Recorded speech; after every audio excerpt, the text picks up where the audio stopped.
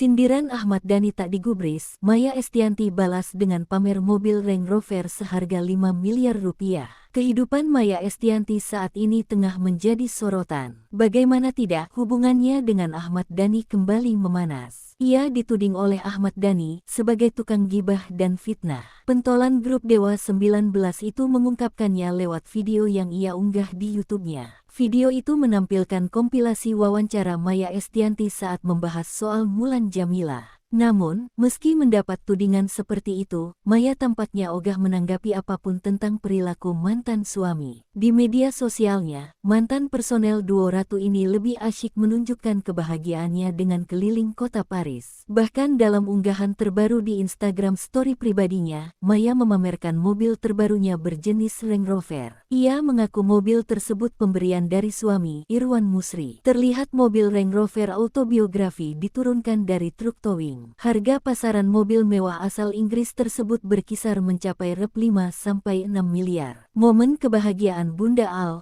dan Dul yang mendapat mobil baru ini pun menular ke warganet. Tak sedikit warganet yang ikut berbahagia dengan unggahan Maya. Banyak pula dari warganet yang akhirnya juga menyambungkan sikap Maya dengan unggahan video Ahmad Dhani yang menyinggung dirinya.